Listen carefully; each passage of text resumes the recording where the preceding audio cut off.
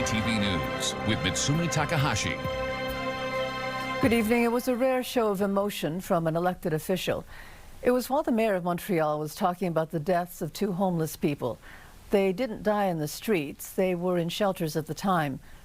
But the mayor says regardless, the situation is unacceptable. Here's Kelly Gregg. It was a moment few expected. A day like today, a bit powerless. Montreal's mayor overwhelmed with emotion following the death of two homeless seniors. Sometimes when we cry, it's because we're sad, but also because we're mad. And the homelessness situation in a big city like Montreal is unacceptable. Both deaths happening in the last 2 days. One at the Hochelaga Y, the other at the Cap Saint-Barnabé Centre, a popular spot for those in the neighborhood, including one of the seniors. Very nice guy, and he looked much younger than his age. The coroner's office is investigating, but there's no official causes of death yet. Quebec's health minister says she's also looking into them. Neighbors say ambulance visits are a regular occurrence here. Alain No was across the street when emergency services arrived. 2 days ago at 10 o'clock, fire truck showed up, 3 police cars. But I saw the news today, and the new mayor, she was crying. Hopefully they'll get the message. We spoke with a worker here at the Cap Saint-Barnabé shelter in Hochelaga-Maisonneuve who refused to go on camera, but was here on Tuesday when the man died. She said he is very well known at this center. Sam Watts with the Welcome Hall mission adds that deaths in warming centers and shelters is frequent in Montreal, but rarely reported on. It would happen about once a month that someone simply doesn't wake up. And, you know, I guess it's better than passing away out on the street. But it's still something that I don't think we should accept as a society. The mayor broke down while announcing $412,000 in funding for L'Anonyme, a group that helps those living in encampments get off the streets. It'll be enough to hire 4 more outreach workers. But the organization says demand is far outpacing what they can offer. We're in a situation where crises are multiplying, says Julien Montreuil. Overdoses, housing, homelessness. This isn't the first death, and it won't be the last. A harsh reality for Montrealers. We can ignore it all we want, but it's there. It's there. And the city. We need to do better. All of us, all governments, we need to do better. Kelly Gregg, CTV News. The head of Air Canada, Michael Rousseau, has no plans to resign. But he did apologize today for his video message offering condolences to the families of the 2 pilots killed in New York, in English only. The National Assembly says that's not good enough. Olivia O'Malley reports. Que l'Assemblée nationale demande la démission de Michael Rousseau. The National Assembly is calling on Air Canada CEO Michael Rousseau to resign. French language minister Jean-François Roberge presented the motion Thursday morning, and politicians from all parties voted overwhelmingly in favor. Pour 92, contre aucun, abstention 1. Cette motion est donc adoptée. Independent MNA Yuri Chassin was the only abstention. The motion condemns Rousseau's lack of, quote, respect for the French language, grieving Quebec families, and francophones across Canada. It also notes that this is not his first strike when it comes to using French. I do my best to speak in English, to show some respect to our Anglophone community, and to respect the right to live in Quebec. So if I can speak in English, Monsieur Rousseau can speak in French. In a written statement, Rousseau says despite many lessons over several years, unfortunately, I'm still unable to express myself adequately in French. I sincerely apologize for this, but I am continuing my efforts to improve. However, politicians say they aren't buying it. So, I mean, for me, it's too little, too late. We're not giving him any more chance. It's absurd. Including former Air Canada Media Relations Director, Minister Pascal Derry. I think he had many years to learn French. He did not learn French. I think today the question is not asking ourselves if he will learn French or not. I think he just doesn't want to learn French. That's it. The Liberals did not initially call for Rousseau's resignation, but that changed after they say his apology was not good enough. There's no increase in its capacity to express at all. No no results at all for the past 2, 3, 4 years. I think that enough is enough. If M&As get their wish and Rousseau is replaced, the motion also calls for Air Canada's next CEO to have a sufficient command of the French language. Olivia O'Malley, CTV News, Quebec City. A guilty verdict today in the death of 15-year-old Mariam Bandoui. Salim Touabi was convicted of first-degree murder and 4 counts of attempted murder. Bandoui was a passenger in a car targeted in a drive-by shooting in February of 2021. It turned out the shooting was the result of a fight between 2 families over a parking spot. Touabi was one of 2 men arrested. The other man was acquitted of all charges. There have been arrests in the Dominican Republic in connection with the death of a tourist from Quebec. 2 men are in custody. Quienes fueron apresados en primera instancia por ser 19-year-old Tristan Primo Poitras was shot and killed in Puerto Plata on Monday. It's believed he was the victim of a robbery. The 2 men in custody were picked out of a lineup by Poitras' brother, who witnessed the shooting. 2 men went under the ice on the Rivière des Prairies this afternoon. Firefighters and police are still on the scene. One of the 2 men was rescued. The other is still unaccounted for. Police say the 2 were walking on the ice this afternoon when it gave way.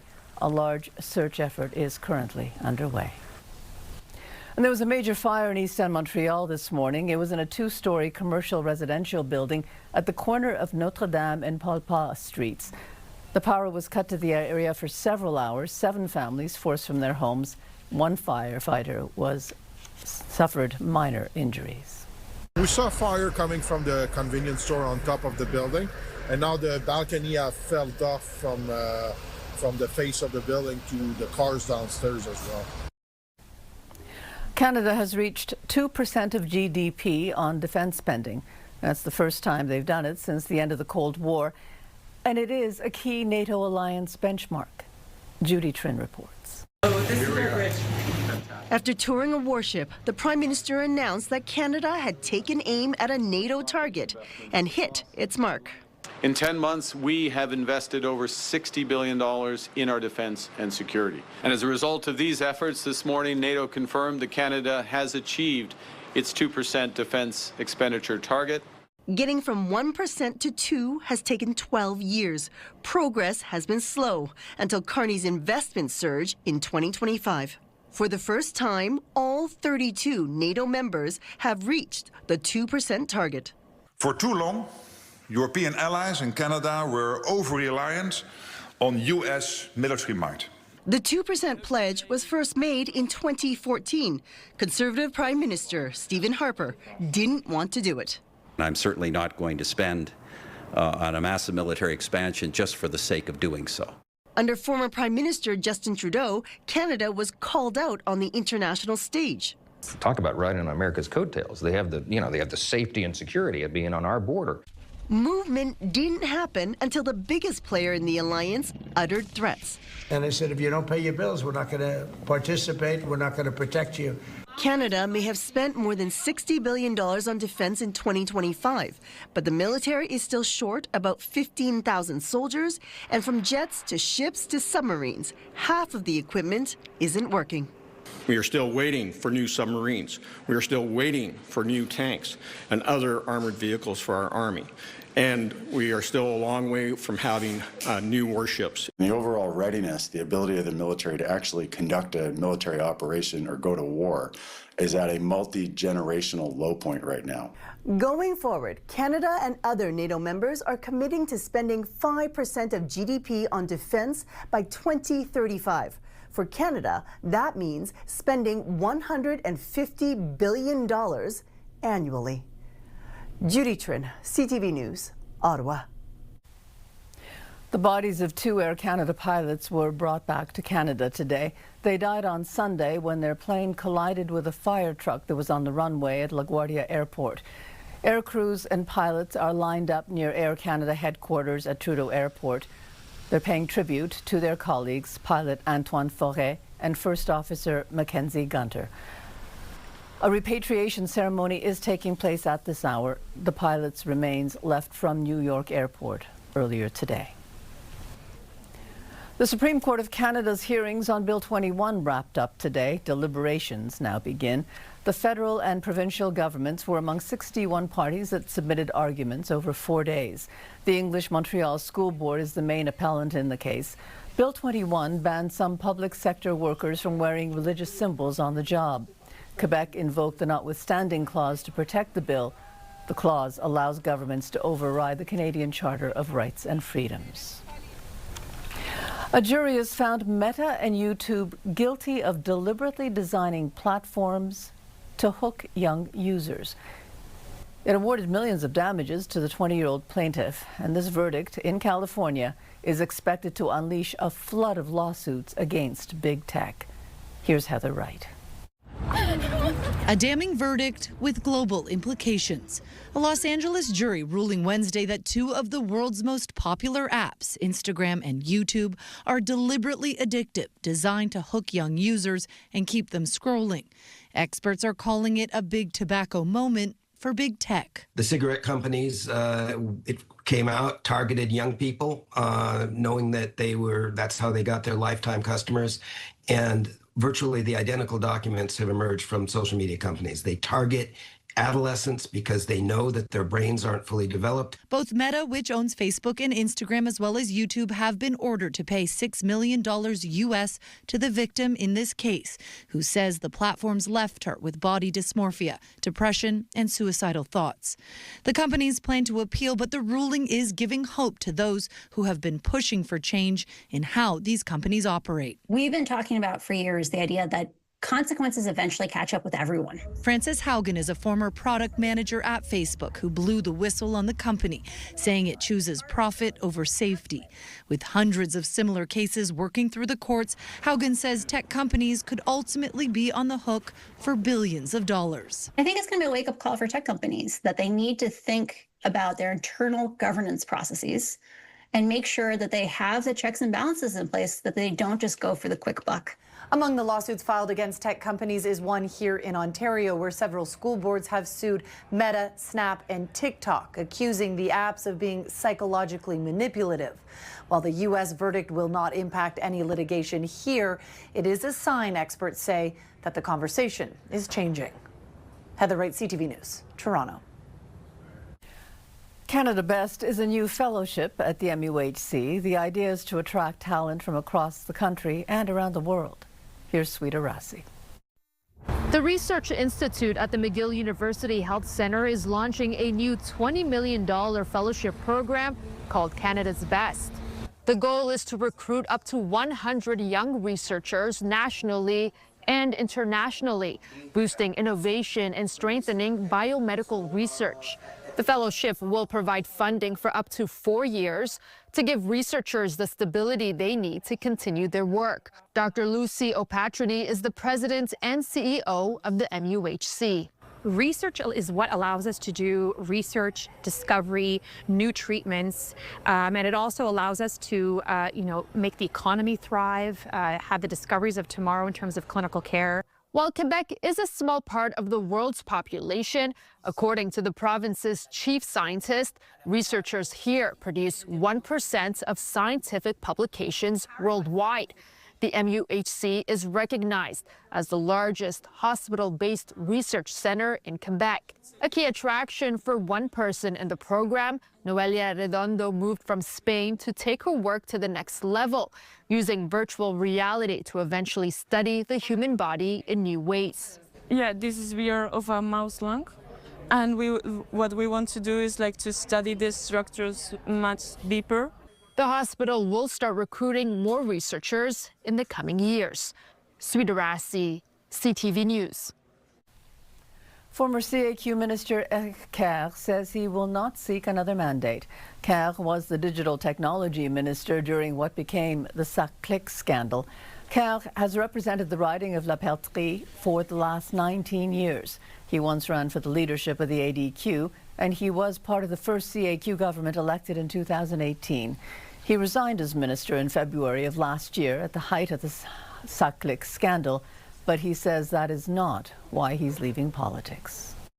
The last election, there was a lot of acrimony and anger from a certain part of the voter, not everyone. And it was tough for me. It was tough for my family, my kids particularly. So it helped me start my reflection about what I want to do next. And now it's the conclusion that I have to leave. Quebec is putting an end to the double welcome tax on home sales. The double welcome tax happens when a couple separates and one person buys the house from the other. Currently, the buyer would have to pay a welcome tax even though they already live in the home. Quebec also plans to abolish the tax exemption that's granted to properties defined as primary residence of a person designated as a minister of religion. Royal Mount says it's made what it calls a difficult decision. Dogs are no longer welcome on its premises. Here's Christine Long. Arriving at Royal Mount, a new sign greets customers. No dogs, except service dogs allowed in the mall. People come here because they want to bring their dog, especially in the winter when it's cold and there's nowhere to go. And do I think it's good for businesses? I think it brings in a whole different clientele in here, you know, and it kind of gives you that upscale feel when you have your dog with you. I think it's a terrible decision. I literally brought my dog 3 times a week. Lauren Lieberman's videos of her dog Charlie at Royal Mount have earned tens of thousands of views on social media. She says the mall could do more to keep dog lovers' business. If you're going to market yourself as a dog-friendly mall, then do the things to keep it dog-friendly. Put an indoor relief center. An indoor relief center for dogs, like airports have, because it seems not all visitors are picking up after their pet. You need to take care of your animal's poop, you know, you need to make sure of that. And if that's taken care of, I think it's pretty fair. It's the humans' fault because me too, I have a dog, and like they can do their business outside of the mall and then they can bring them in. And if anything, that's a mistake too. I mean, it's not the dog's fault if they're gonna pee or poo. They just can clean it afterwards. In a statement, Royal Mount says it's committed to a clean, safe environment and that a ban wasn't an easy decision. Despite their maintenance teams working daily to stay ahead of the problem, Royal Mount says the well-being of the human clients takes priority. I think it's the most terrible decision. Royal Mount adds they will continue to evaluate the situation to ensure the best environment for all. CTV News reached out to the SPCA for reaction, but they declined to comment. Christine Long, CTV News. And coming up, Donald Trump is promising more charges. He emptied his prisons in Venezuela, emptied his prisons into our country, and I hope that charge will be brought at some point. The former president of Venezuela makes his first court appearance. And what's happened to the trucking industry since the war against Iran began?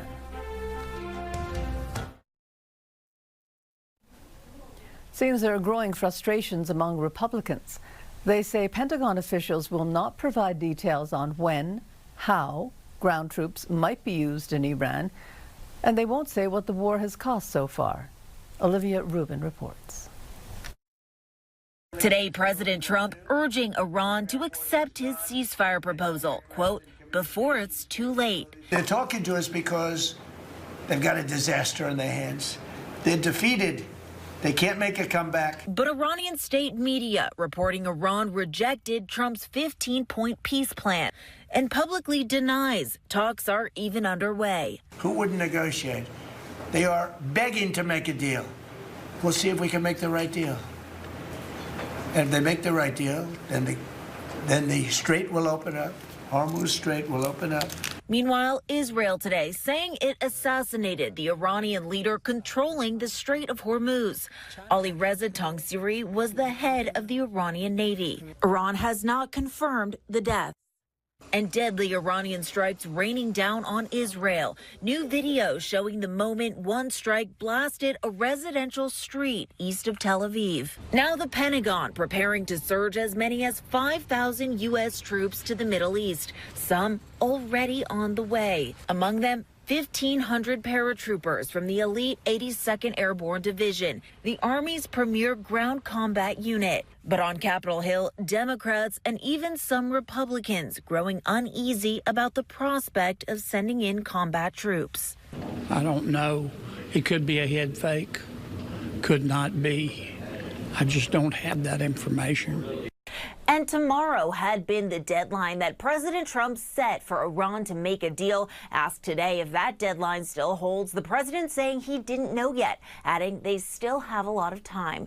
Olivia Rubin, ABC News, Washington.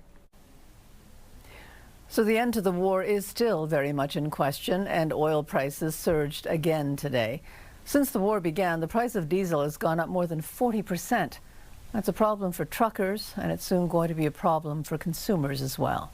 Here's John Venavali Rao. For truckers across the country, as they pump pricey diesel into their trucks, the numbers are numbing to look at. Diesel prices are going very high. It's like huge difference. At Toronto-based CSA Transportation, they move all sorts of products from clothes to health supplements from its terminals to cities across the country and into the U.S. Yep, these are all going to be filled up. The VP of Operations, Rebecca Herbsch, showed us some of the trailers ready to be loaded. And with the price of diesel surging, she says the trucking companies they partner with have been charging them a lot more. They want to raise their rates. They want a fuel surcharge. Some of them are charging 40, 50, 60, 70. We even saw 80% fuel surcharge one day. Herbsch says after holding off, her company raised its freight rates on Monday, though hasn't yet passed on the full costs of rising fuel to customers. Still, she says if the war continues and diesel stays high, consumers will soon see the result when items hit store shelves. It means that the cost of products is going to go up. The more that vendors have to pay us to move their goods, especially cross-border, the more that we're going to be paying for goods. And for those truckers who pay their own fuel bills, the soaring price is hitting hard. The cost to fill up a truck like this that holds about 1,000 liters of diesel has gone up around $700 since the start of the war. Benit Puri owns 4 trucks and says his fuel costs have gone up around $4,000 a month. Need to have prices down, man. Just give us a break. He says his credit cards are getting maxed and wants to see governments cut taxes on diesel. We're driving trucks. We're providing food. I work for Walmart, right? My company works for Walmart, and we deliver up north, right? So, I mean, we are struggling 24/7. If they can give us some discount on that, some relief on that, that would be great. With those in the trucking business worried fuel prices will go even higher and warning it will show up in just about everything. John Venavali Rao, CTV News, Toronto. The former president of Venezuela, Nicolas Maduro, appeared in a New York court today. He and his wife were captured by American forces in January. They face charges related to narco-terrorism. Rena Roy is at the federal courthouse in Manhattan.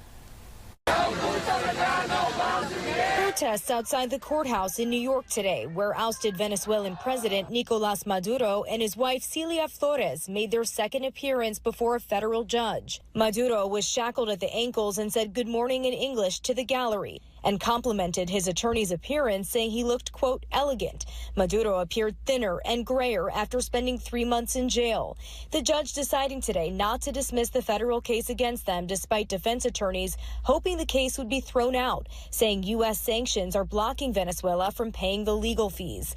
Prosecutors say Maduro and Flores still have access to their own money, but Maduro, despite having lived a lavish lifestyle for years, says he cannot afford to pay those fees. The judge questioned the national security need for sanctions now that Maduro is no longer in charge and expressed concern on how he'd obtain adequate counsel. It comes as the Trump administration gradually warms relations with Venezuela after U.S. Special Operations Forces captured Maduro and Flores in Caracas in January, bringing them to New York to face charges. Both charged in a 4-count indictment, prosecutors accusing Maduro and his co-defendants of working with drug traffickers in Colombia and Mexico to move tons of cocaine into the U.S. over the past 25 years. Today, President Trump suggesting Maduro could face more charges for allegedly facilitating the transport of people and drugs into the U.S. He emptied his prisons in Venezuela, emptied his prisons into our country, and I hope that charge will be brought at some point.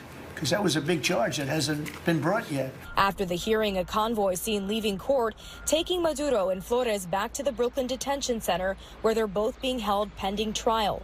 Both have denied wrongdoing and pleaded not guilty to all of the charges. Now, if convicted, Flores and Maduro could face a maximum sentence of life in prison. Rena Roy, ABC News, New York.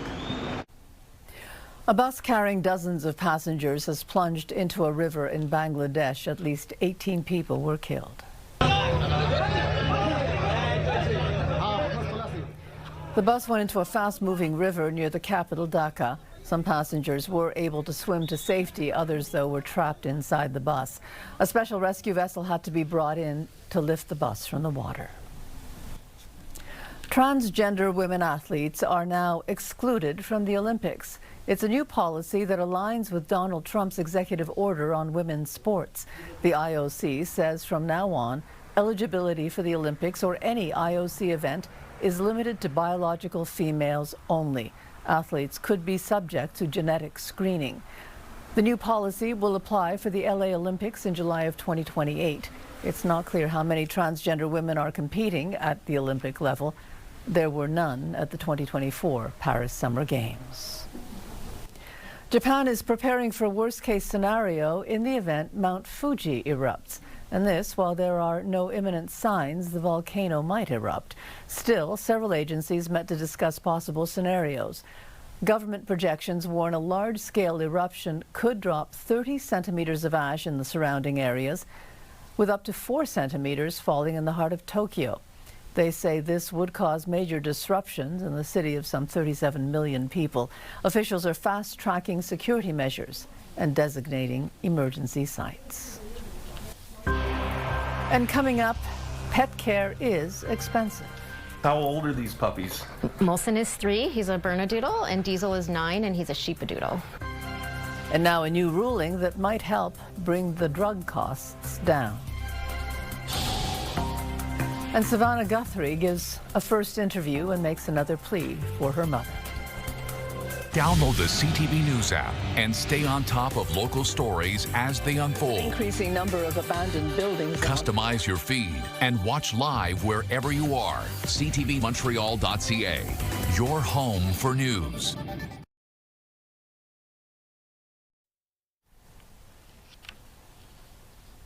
The NDP will choose a new leader this weekend. Bill 21 was before the Supreme Court, and the head of Air Canada says he's not going anywhere.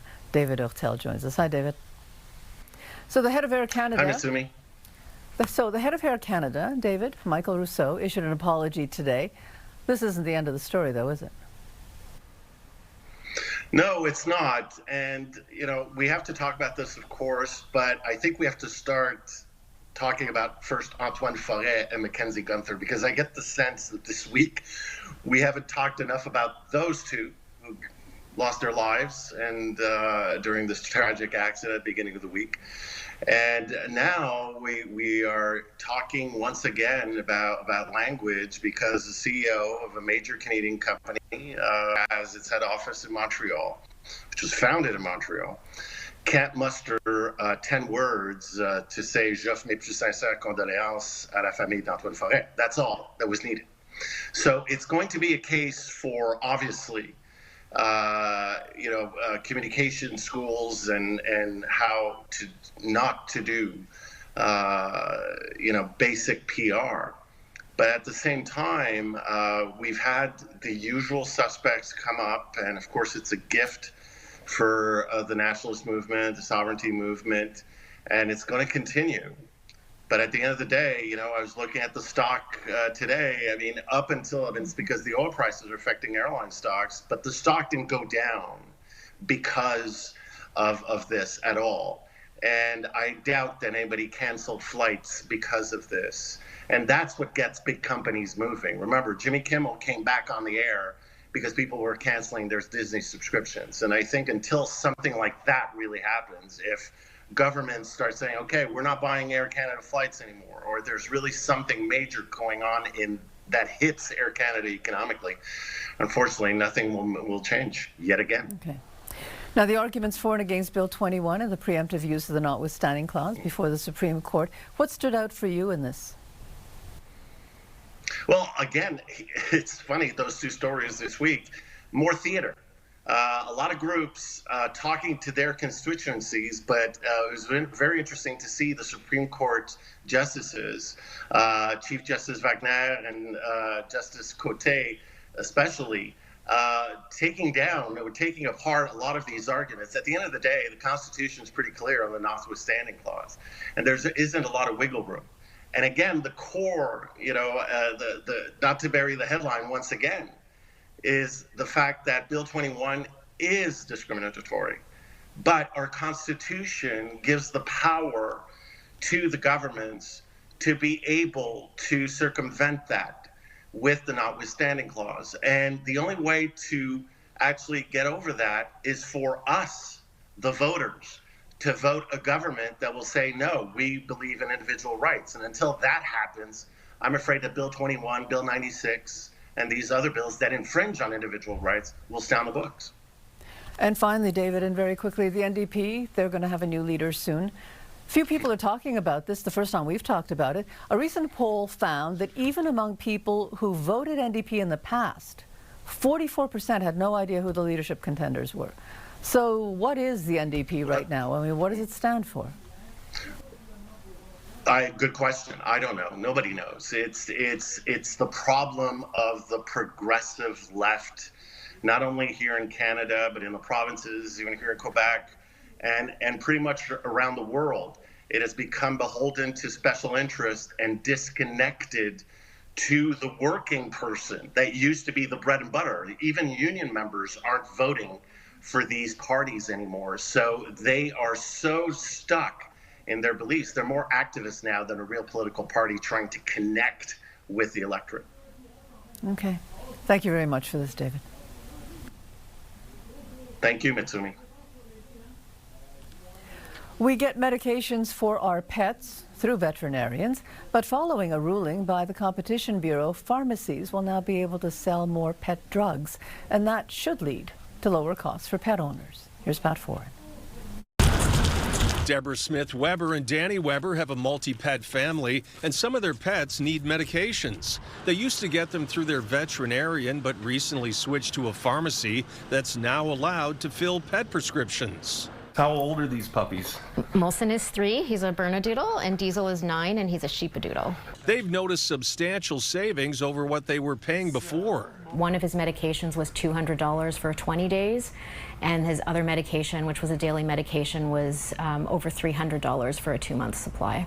Adam Silvertown says medications can be ordered at his pharmacy or online through VetMeds. This means that pet owners now have options, and that's probably what I have always wanted, which is give pet owners options to have another alternative of where to buy their medication. Savings will vary depending on the drug, but could range from 10 to 50%.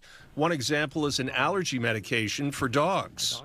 I've saved $50 by getting it from the pharmacy here, paying the same price that all our other customers would pay, as opposed to getting it from a veterinarian. And that's just on one prescription, and he gets it multiple times a year. In this day and age, price can be a factor for people, and it is a competitive market. The Canadian Veterinary Medical Association is concerned that pharmacists have the proper training to dispense pet drugs, and says owners will still need to see their vet before purchasing pet medications. People also need to recognize that they will still need a prescription from their veterinarian. They can charge a prescription writing fee, and there is no rules about how much that fee could be. And I've heard a range of anywhere from about $15 up to $50. There may be some friction between veterinarians and pharmacists about these new changes, but Smith-Weber hopes both sides can work together to lower prices for everyone. We certainly have a lot of empathy and compassion for those, fellow pet owners who are struggling to take care of their animals. Pat Foran, CTV News. Weather brought to you by Gratian Scaff. Second pair is a gift event including designer frames. A second pair free for a limited time. Well, it was a bit of a gloomy day here in the greater Montreal area, but I want to give you a sense of what it's looking like across the rest of Canada right now to compare, because we are seeing quite a range in temperatures. Things like -8 in Thunder Bay, temperatures ranging from -13 in Calgary down to -22 degrees if we look at areas like Yellowknife, and it kind of makes you a little bit grateful for what we're seeing here in Montreal. So checking in with our current temperatures right now, we're seeing +1 in Mirabel, +3 in the greater Montreal and the Sherbrooke areas right now. And we did in fact experience a pretty perfect seasonal day looking at our almanac. So we had our expected high sitting at +6, and our low for the day was in fact at -4. So again, that's exactly where we expect those temperatures to be at this time of year. And it hasn't always been the case that we've seen this sort of perfectly seasonal weather. If we look to our records, our low from 1960 sits at -17.8 degrees, and we have a record high that's from 1945 sitting at 20.6. But here's what we have coming our way for tonight. We're looking at a move down into the minuses, a low of -3 for the evening, along with any precipitation and clouds clearing out over the course of the evening. And that's as a result of winds that we see blowing from the northwest. They're expected to gust up to 40 kilometers and continue to push what we're seeing in those skies out. So by tomorrow morning, we're looking at a mainly sunny start. That's along with a wake-up temperature of -7. As we get into the afternoon, we are expecting things to move up to a high of -1, along with some beautiful sunny skies to enjoy. So if we put this future cast into motion, we get a better sense of the timing here. So it's around 1 a.m. when we really start to see those clouds clearing out of the greater Montreal area. Jump to 6 already. It's looking pretty clear tomorrow morning. And then by about 7 p.m. tomorrow night is when we start to see more of those clouds coming in. That's down from the north as winds blow from there. But all that said, we are looking at a pretty nice weekend ahead. So on Saturday, we're expecting a mix of sun and clouds.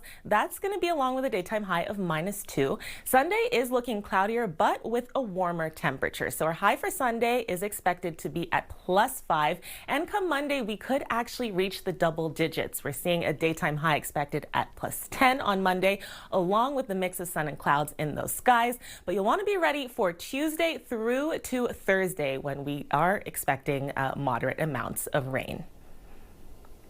And a quick lotto reminder that tomorrow Lotto Max is offering a jackpot of $60 million plus 6 Max Millions, and you can buy your ticket in store or online. Good luck.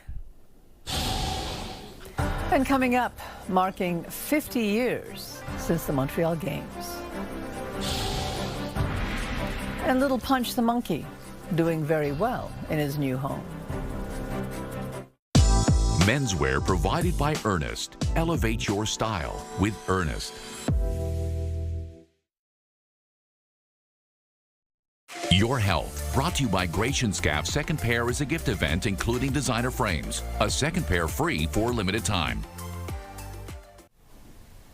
There's something called the planetary health diet. It's touted as a diet that's good for both our environment and our kidneys. Alex Stone reports. There's a diet that's good for both your kidneys and the environment. It's called the Planetary Health Diet, created by the International Eat Lancet Commission. It may even save your life, considering that 1 in 7 U.S. adults face long-term kidney disease. The diet prioritizes fresh produce and plant foods like whole grains, fruits, veggies, and nuts. It allows moderate amounts of lean protein like beans, dairy, chicken, and fish, but it minimizes red meat and packaged foods. Eating this way may lower inflammation and help balance fluid levels in your body. This lowers your risk of long-term kidney disease, according to a study in the Canadian Medical Association Journal. It also lowers risks of diabetes, cancer, and death. Even better compared to other diets, this one requires less pollution and less water to produce, helping the environment. So prioritize fresh produce and lean proteins to help your health and to help the planet.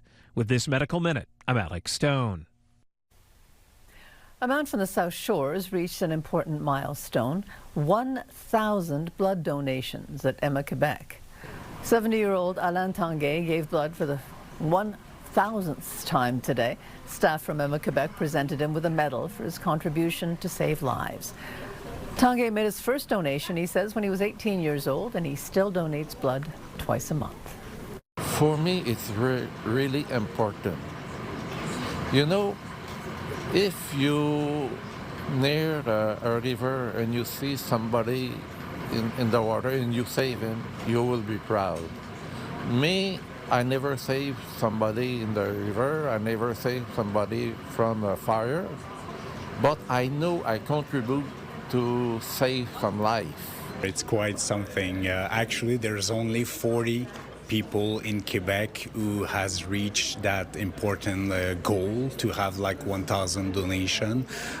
Each donation is important. Each donation saves life. But we have with Mr. Tanguay a really amazing man who have done a lot for the cause for sure. Quebec says in 2 weeks' time they will celebrate someone else who will be marking a 1,000th donation. Savannah Guthrie gave her first interview since her mother disappeared nearly 2 months ago. She made another plea for help. Aaron Katersky has more on that. This morning, nearly 2 months since her mother's abduction, a grief-stricken Savannah Guthrie in her first interview is renewing her desperate plea for Nancy Guthrie's return. Someone needs to do the right thing. We are in agony. We are in agony. It is unbearable. The Today host says she constantly replays the early morning of February 1st, her vulnerable mother alone, a masked intruder at the door. And to think of what she went through. I wake up every night, in the middle of the night, every night. And in the darkness, I imagine her terror. Despite thousands of tips and weeks of investigation, there are no new leads. Only these images from Nancy Guthrie's doorbell camera showing the armed man in a mask with a gun, holster, jacket, and backpack. I think the timing of Savannah's interview is just about right. It's been a while since we've had any sort of public dialogue with law enforcement. I think it's an excellent idea because there's really nothing to lose in doing it. And the potential, obviously, is what you might gain. Aaron Katersky, ABC News, New York. Business News brought to you by Au Vieux de Louvre, where memories and meals come together. We heard from the Bank of Canada today about the higher price of oil. Mirella Fernandez has more on that. The Bank of Canada says that higher oil prices will push up inflation in the near term. Senior Deputy Governor Carolyn Rogers says it is the bank's priority to guard against the higher price of oil inflating the price of other goods and services. She adds that it's too early to assess the impacts of the oil price on Canada's growth, but it can boost income for energy exporters but squeeze consumers. TD Economics is lowering its forecast for Canadian home sales and prices. It expects sales to drop about 2% this year and prices to drop 0.3%. Ontario and BC are getting the sharpest downgrades, with potential buyers finding it harder just to make ends meet. More than half of Canadians surveyed say they aren't living in their ideal home. Most want more space but can't afford it. The Century 21 spring study also revealed the average Canadian home buyer has a budget of $677,000 to spend on a home. Here are the closing numbers for the day. The Canadian dollar is down to 72.17. West Texas Intermediate is up over $4 to 94.48. Western Canadian Select, however, is down to 74.33, and the TSX lost almost 500 points today. Those are your business headlines. I'm Mirella Fernandez. This year will mark the 50th anniversary of the 1976 Summer Olympics here in Montreal. Those Olympics are now the subject of a new exhibit at the McCord Museum. The exhibit features the iconic logos of the Games along with the photos and the videos. Half a century later, many still have vivid memories. It was a nice summer, but we spent all our time inside in the basement watching the games on television because it was the first time it was so well broadcasted. Montreal 1976, an Olympic feat, opens Friday at the McCord Museum. Well, it still feels like winter, but there will be a summer sometime, I hope. Caroline, we're looking ahead at the Jazz Festival. Yes, so we're going to find out tonight who is coming to the city this summer for the 46th edition of the Montreal International Jazz Festival. The festival runs from June 5th to July 4th, so there will definitely be, that's definitely wrong, not June 5th, it's got to be like June 25th to July 4th, sorry. So there definitely should be lots more information and no more snow by then. And we told you yesterday about a Dorval pizzeria that competed in a Las Vegas competition for the top pizza in the world. Well, they found out today how they and their toppings did, and we'll tell you too. And all I can tell you is I brought salad for dinner, and I am totally uninterested in my salad. Now I want pizza. I always want pizza. It's my favorite food. Okay, thanks very much, Caroline. Thank you.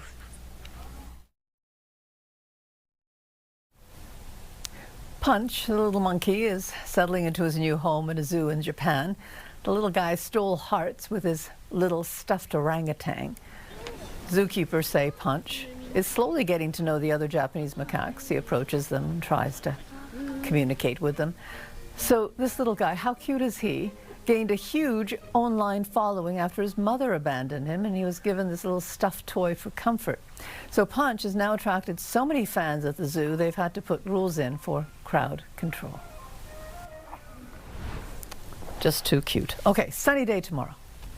That's right. Slowly but surely headed to better weather. For tonight, we're looking at that rain and clouds clearing out over the course of the evening as winds blow from the northwest. For our low tonight, we're expecting a temperature of -3 and then sunshine tomorrow. We'll have a wake-up temperature at -7 as we move up to a high of -1. Mitsumi? And that's it for us. Have a good evening. Stay well. Good night.